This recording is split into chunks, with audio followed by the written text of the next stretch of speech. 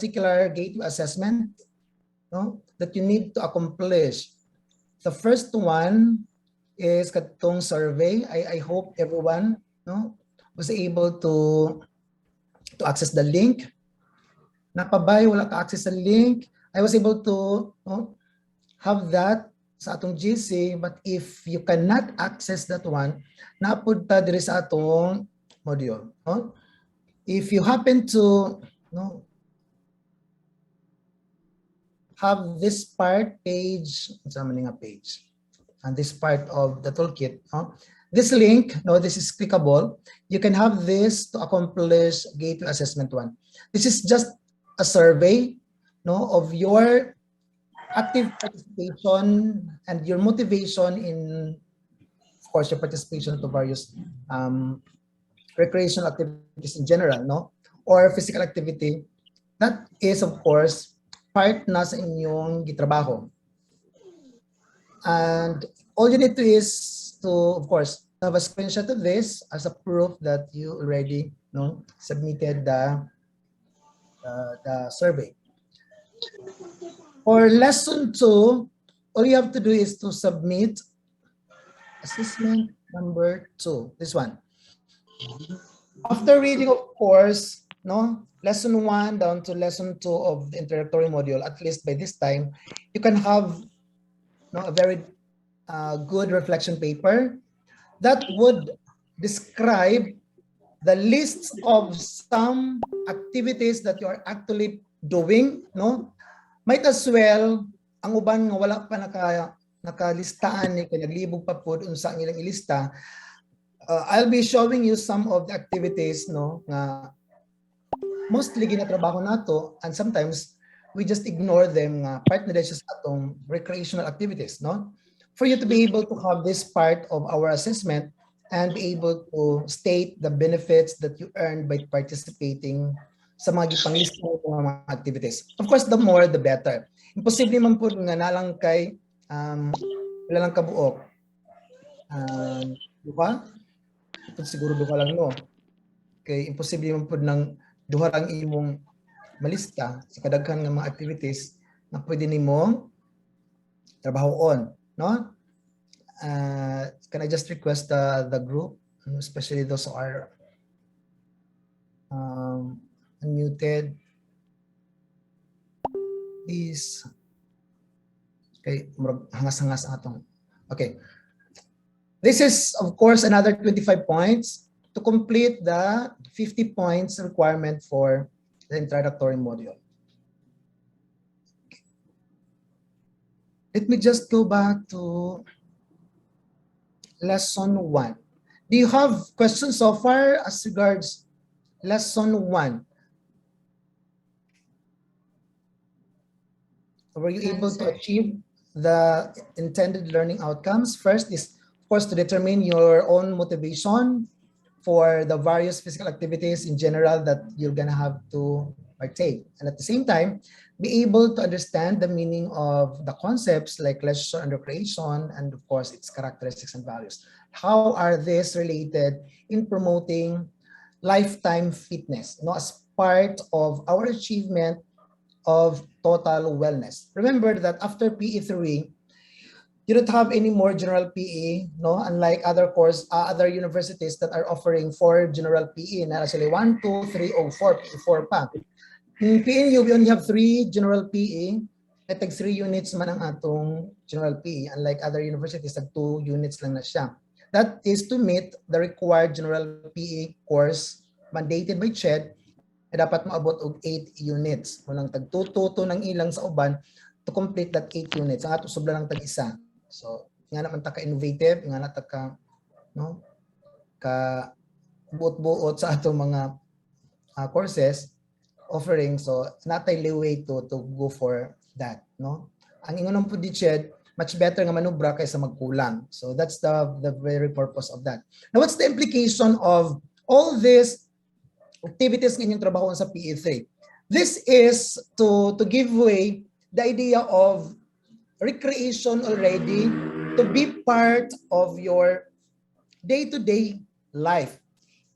Ang inyong 24 hours na dapat trabahoon daw is supposed to be distributed in various activities, diba?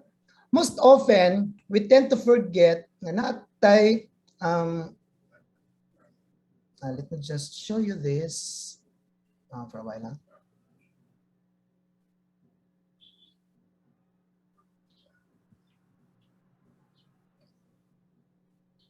Let me just stop my sharing.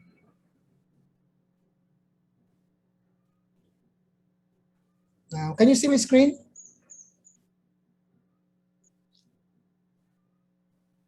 Yes, sir. Yes, Yes, great. sir. So the perfect maintenance of life. No, I just found this graphical presentation no, sa Facebook. Akong i-download kay. I find it very interesting. No? Try to ask yourself, how were you able to distribute your one day? That's 24 hours ang engagement. No? Asa man ninyo gisulod karon ang recreation? After PE3, wala namang mag-check sa inyo nga, hoy, pagtrabaho na mo aning inyong exercise, please go for sports to maintain ang blah, blah, blah, no? We just hope that after completing your general PE courses, 1, 2, 3, you have already that in mind, that at least you have to partake an hour for that. I believe, wala pa mo nagtrabaho, so 8 hours, probably, inyo nang gigugo sa inyong pag-eskwela, right? And it is a must that at least you have 7 hours of sleep. Where is the remaining 9 hours? Dapat daw na tay distribution of that sa atong 3H, 3Fs, and 3S. The 3H has something to do with 1 hour for your health, 1 hour for your hygiene, and 1 hour for your hobby. Another 3 hours for the Fs. You have 1 hour at least to be with your family, to talk with your family, to be with your friends, and have 1 hour for your faith. No? 3 hours for the last 3 S. And that is 1 for service, 1 for your soul, 1 hour to smile. Diba? Looking at this particular distribution, at least you have to find time, no, considering the remaining 9 hours, having it part sa development sa imong health, and as a hobby that you just not do the activity kay na hobby na nimo, but because the other side of that is of your advantage nga naka-benefit ang imong physical dimension, and the rest of the dimensions will follow, and that is promoting total wellness. And basically, that's the very sense why we have to introduce the word recreation.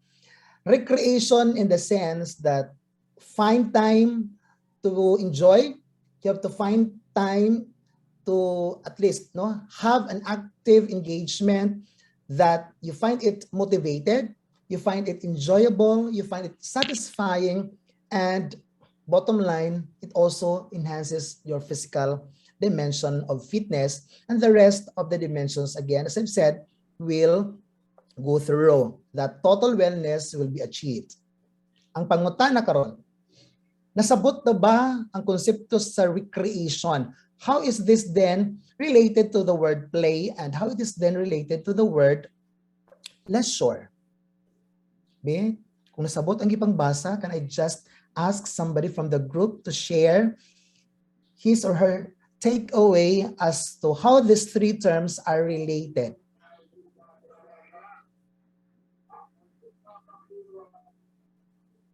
Uy, kinsa may gusto mo istorya? Wala mo istorya? Yes, can I have Kimberly?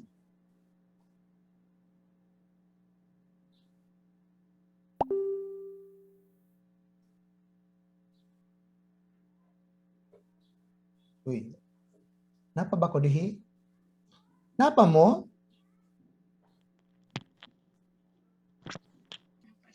Yes, Yes, sir. sir. Wala pa. Sige. Si Axel ang akong pangutan-on. Sige Axel, unsa may imong nasabtan aning tulo? Are these Kaya terms tong- related?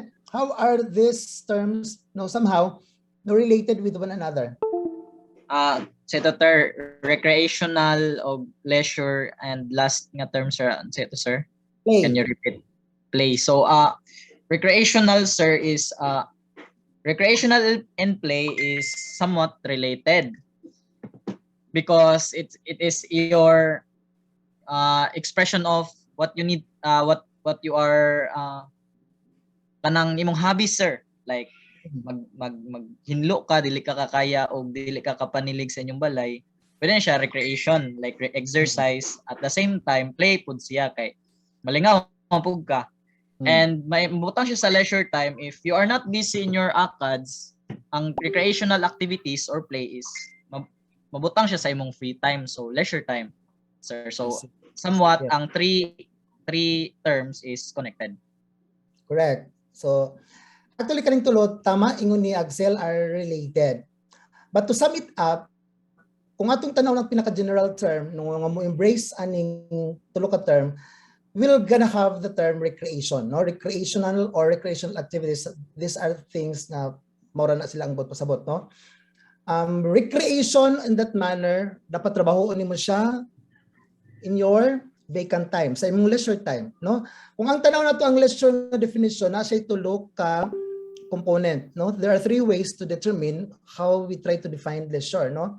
It could be as a time, it could also be as an activity, and at the same time as part sa state of mind sa tao, individual nga perception, how they want or how they perceive certain activity to be satisfying sa ilang kaugalingon that might be not satisfying pod sa ubang nga mga tao. So magdepende na kung perceive nimo ang activity nga masatisfy ka, nag-enjoy ka, then that's part of your leisure as the state of mind. Kay pwede man good, halimbawa mas mag-enjoy ka, mag-video kay pero ang uban dili ganahan ana. So ang perception ninyo sa kadtong activity is mo differ, di ba?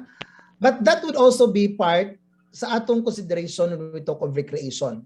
Play in that manner is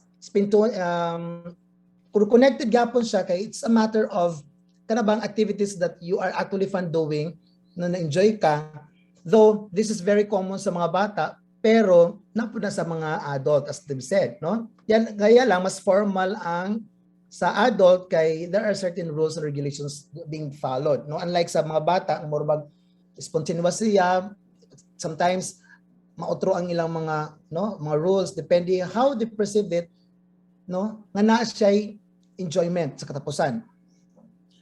But looking into these definitions, isa lang ang atong kapasingdan nga atong discuss, and for you to be able to partake in your lifetime achievement of fitness, kaning mga recreational activities nga dapat daw these activities are part na sa imong day-to-day endeavor, but it should be away from your workload, meaning it should be within the bound free ka sa mga obligations. Let's say for example you are a student, dapat dili nimo incorporate dira ang imong recreational activity kay pwede siya lahi ang yang effect, right?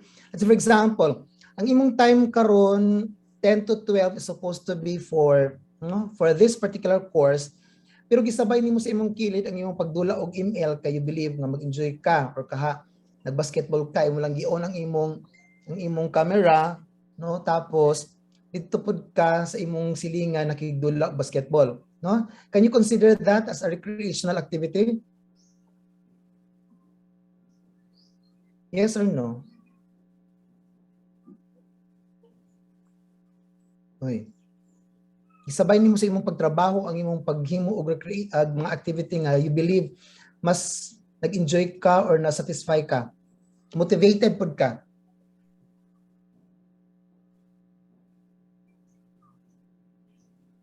Can you consider that, Pia, as a form of recreation?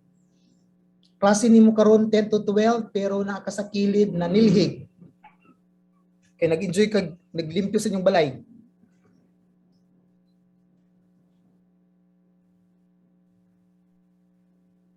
Uy, napabitaw sa 1-1.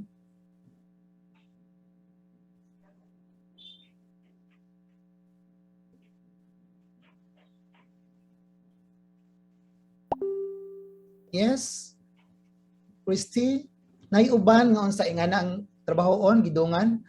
Palingaw sila hinlo, correct? Pero dapat ang panghinlo kung nalingaw ka, that should be done in your spare time, no? Katong free time nimo, no? Dili siya idungan karon nga nagklase ta, nya nang limpyo pod ka. Because that could not be considered as a form of recreation, di ba? Another thing to consider as part of your reflection is please do consider that list of activities nga imong gisulod nga dapat bounded siya sa term nga recreation. Another consideration when we talk of a recreational activity is socially acceptable siya nga activity. Because there are a lot of activities that you might be doing nga nag-enjoy ka, ba na-satisfy ka, but this does not conform to the norms of the society, especially on the moral obligations. Let's say, for example, gambling. Kanang mga naiuban sa inyo hilig og manok, no? Kanang mga sabong-sabong nga illegal nga kanang wala siya ni go through sa tong process nga dapat magiging legal ang pagtrabaho. So nasa suok-suok, may tabo. Pero lingaw kayo na sila. But this time, dili siya in conformity with the social norm. Kaya dili man siya katanggap-tanggap, kaya illegal siya, kaya mabanay ng dili ginaalaw, ginadakop, no? So dili na siya makonsider nato nga recreational activity or as part of your recreation. Nayuban mahilig og kanang trabaho og kanang butang you think na satisfy ka, pero this is not part of kanang what is intended to be part sa social norm, kay dili siya katanggap-tanggap. But this could also be based through cultures. No, kay naay culture, for example nga, in some part of the world, ang kanang pagpatay og mga animals, for example, no, as this are their way of enjoyment, kana bang mga wild animals, ilang dukbuk doon, tapos kung kisay mas daghan madakop, so silang winner or something like that. Sa uban nga aspeto sa kultura, dili na siya katanggap-tanggap because other than human being, gina-consider nila ang other forms of animals as sacred. So dili siya dapat basta-basta lang at yun. So these two different cultural belief, sa religious man siguro or whatever it is, mo differ po siya as to how you try to perceive recreation in that manner. So let's try to check everything nga inyong isulod. Try to reflect on that if the activity that you're actually enjoying and nasatisfy ka sa pag-participate conform with what is so-called your moral obligation sa society. Does it conform with moral values? No? Does it adhere to gender equality? Kay basig sa imong gitrabaho na anak kay, di ba? Na anak kay na napasakitan nga gender, no? Because kuno siya kadang although in some part usahay man gud malimtan nato ni nga nag-enjoy kayo mo sa inyong pagtrabaho, but labi na kung puro lalaki magtapok, di ba? Tapos na ibabae nga mulabay, for example, no? Nya nakasakit nito sa babae nga nilabay, kay that might be to kumbaga dili na siya kanabang hitting the below the belt na ang mga storya. Pero para sa inyo nag-enjoy lang mo, no? This group of boys. But this is also as well, no, kanang kuan barag dili ba siya acceptable sa katong nilabay nga babae. So these are things that you need to go through with the list of activities nga pwede nimo include kay para you can basically go for an in-depth reflection of this particular activity nga na siya mga advantages sa physical, sa emotional, and even to social and environmental nga mga dimensions, no?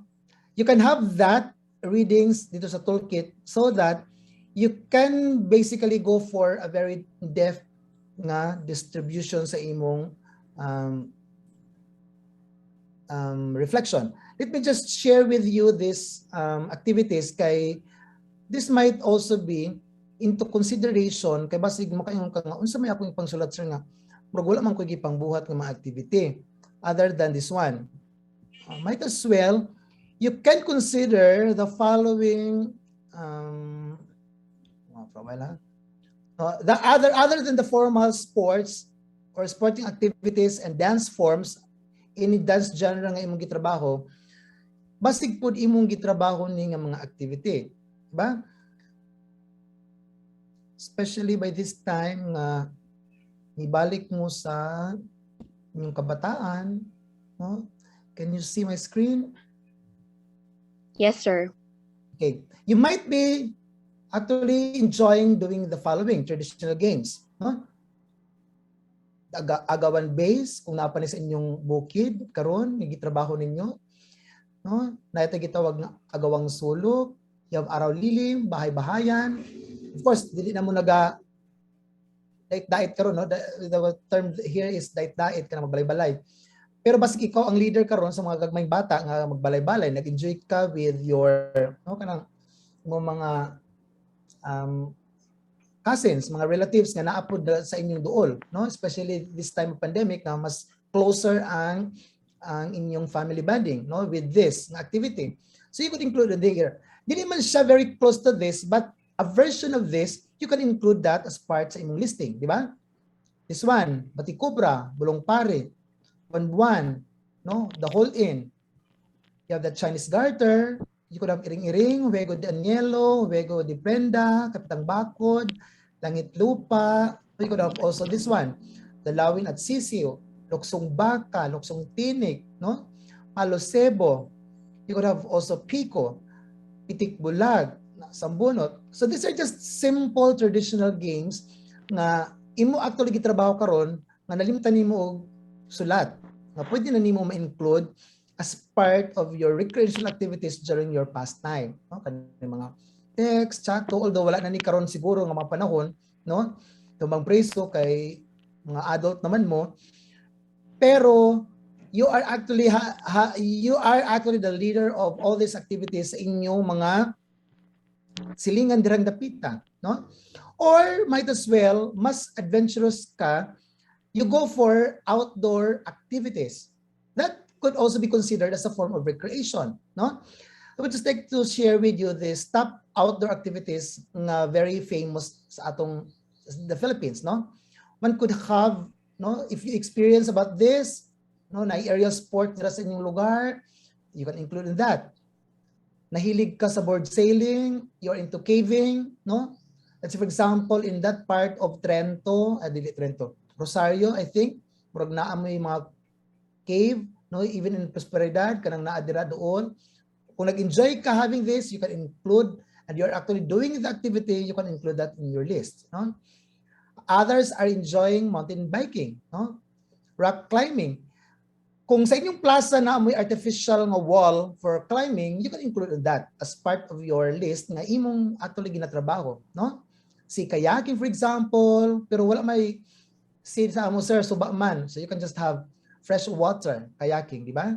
Surfing, those who are very close to, no, labi na kaning naa diri sa Surigao nga part, which is very close to, no, kadagatan, you can have that. Could also have trekking, no, labi na katong naay duol nga mga kabukiran sa kilig-kilig. Trekking in a form nga usay moadto lang sa bukid kay manguha og mga kahoy, no, di ba?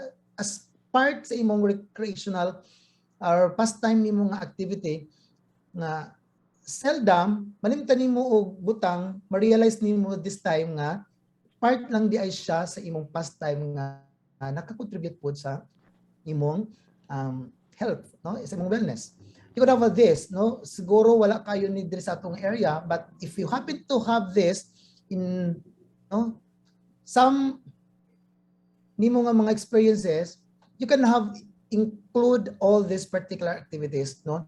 Kaya when we talk of recreational activities, we are not actually limited to just the sports activities that you all know, the dance genre that you all know, even that simple electronic, no, ng mga kanamang e-games nga inyong ginatrabaho. Although when we talk of recreation, duha man kaklase na siya. This could be an active recreation or a passive recreation.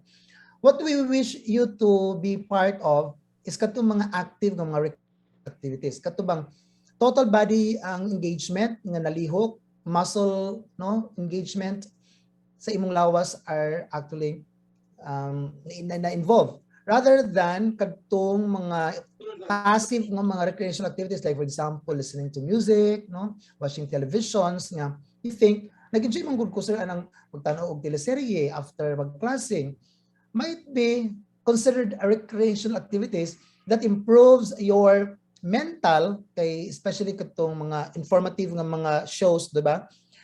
Pero dili kayo siya into physical. So if you happen to write that as part of your recreational activity kanang mangita og salida kay for you is enjoyable man siya sir, satisfying siya sa ako tapos informative po siya.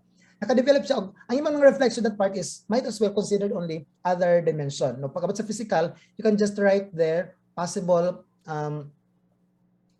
consideration nga lahi man po akong gitrabaho sir ka while watching television nagalampaso man pod ko or nagasilig-silhig, no, while listening to music sir nagasayo-sayo man pod ko. So that could be a very good way of no applying both passive and active nga recreation sa imong time, di ba? So I hope you were able to have in mind possible lists of activities that you can include and at least dili na siya kinahanglan nimo dulaon because it's expected na siya nga imo siyang ginatrabaho. You cannot write the activity as part of the list sa imong no active participation kung wala pa nimo siya experience, di ba? Yes, kung mga manghod ang kadula, that's a very good no attempt nga ang imong past time, no, ang imong leisure time no nagiging kanang makabuluhan na siya value of worth, no?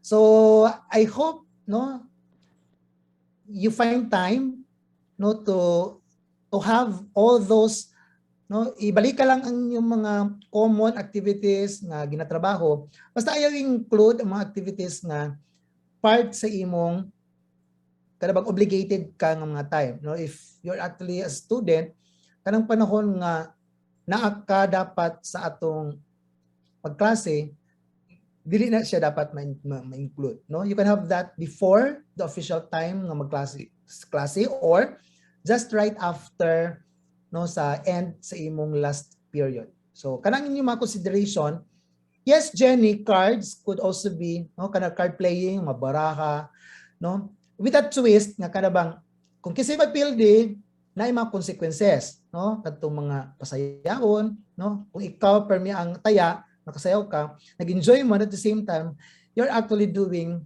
certain physical karabang execution nga di lang siya for mental, kung dili ang imong physical side, especially the muscles are also being considered, no?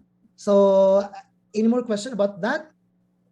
Para klaro ang atong activity nga trabahoon, I mean ang inyong activity nga trabahoon, especially that part of your gateway assessment number 2, because that's the only thing that I would like to address this time para guided mo when you write down possible, no, although you are given no the idea of what particular consideration sa imong reflection ang imong isulod could be taken for personal health benefits, it could also be part of the psychological benefit ng imong nakuha, or a part of that is for social benefit, no, kanang the more the better kay the whole day nagklase ka, ikaw lang isa sa sulod sa kwarto, kinahanglan nimo mugawas o kinahanglan nimo makig-socialize, kinahanglan nimo makigdula sa imong mamanghod, sa imong masilingan because you find it very satisfying and enjoyable. Anyway, that's beyond your official time nga sa pagklase, so that may be a part of your reflection. And so with environmental benefits, no? These are actually parts ng mga readings ninyo sa lesson 2 nga pwede ninyo incorporate karon sa paghimo nimo sa imong reflection paper, no? Unless you have clarifications and questions so far as to this time. Can I hear that concern from the group? None so far, sir. So okay na ta.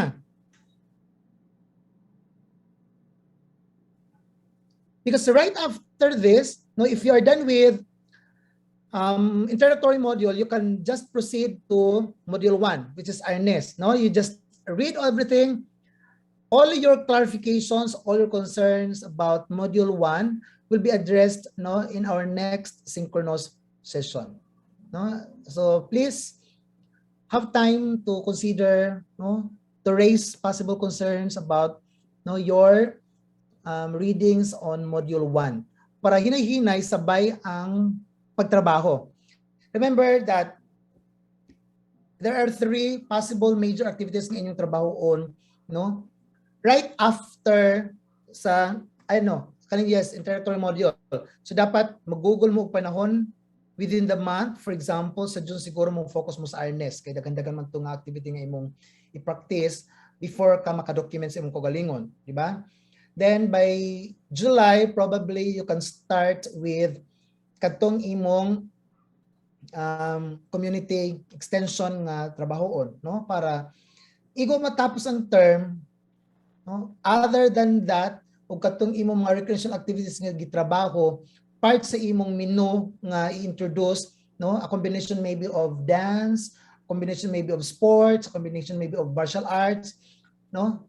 If you go for martial arts, you can just incorporate ang awareness, no, para mas engaging og para mo experience ninyo ang atong kaugalingong fighting, no, activity. Para dili na kaayo mo badak-an sa trabaho ninyo when, no, we are about to end the term. Para igo matapos ang term, mag-finalize na sa inyong output, and basically you can just submit that on time. No, although you are given an extension for the submission, no, of that possible output, at least gamay na lang inyong trabahoon rather than kanang dito mag-cramming at the end or prior to the deadline of submission. Usahay mo hangin papud bisa grabe na ang extension nga gitrabaho, di ba? So I hope you were able to comply your, no, output last term kay nag-end ra actually ang inyong submission yesterday, no? Para at least mo focus na mo sa inyong trabahoon this third term. Okay, klaro na ba? Yes, Questions sir. so far?